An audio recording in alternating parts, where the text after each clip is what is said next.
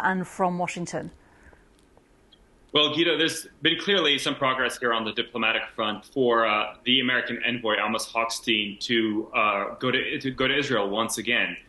Clearly, there's a sense that the Israelis have reached a point of diminishing returns when it comes to the war. There is now less reward and greater risk ahead. Most major targets that the Israelis could have hit, they have already hit.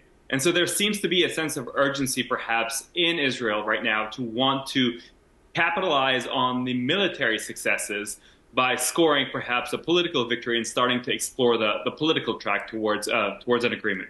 Are you hearing anything about a timescale or how this could unfold? Yes, very much so. In fact, I've had some meetings with senior U.S. officials here before Amos Hochstein's visit to the region. I can tell you that that the promise that the Lebanese prime minister is referring to is not unfounded.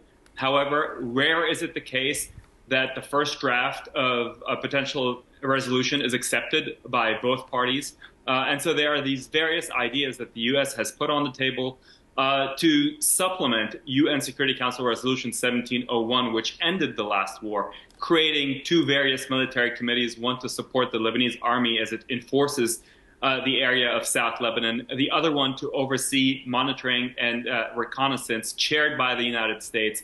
Those are all going to be subject to a lot of back and forth. But what this does is it now puts the onus on Hezbollah to accept this draft agreement, given the kind of pain that the Lebanese themselves are experiencing right now, and now understanding that there is a proposal on the table which Hezbollah can accept.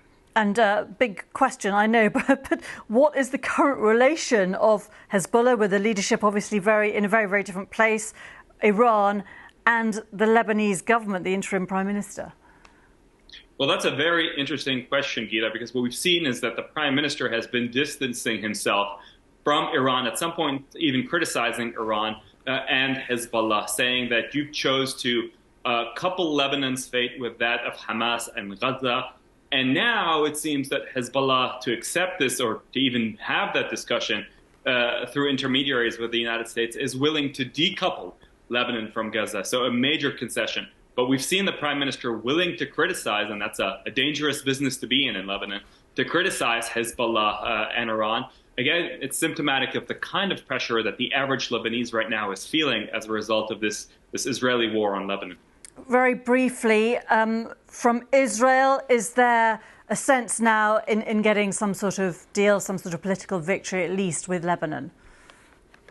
Yeah, I think so. And I think there's a leaked version of that proposal now. The Israeli press seem to have leaked it. And I think what we're picking up, and it's honestly to the surprise of even some senior officials here in the administration, the degree to which Israeli Prime Minister Bibi Netanyahu seems eager right now to move on the political front, perhaps with an eye of the fact that there might be a change of guard in Washington come January 20th. And so there is this opportunity, there is that willingness in Israel. Whether it finally actually gets to a settlement is an open question. And certainly if there's a President-elect Trump in the White House next week, Hezbollah and Iran are going to feel further pressure to make the concessions that Israel is requiring and the U.S. is proposing in this proposal, in this document. Okay.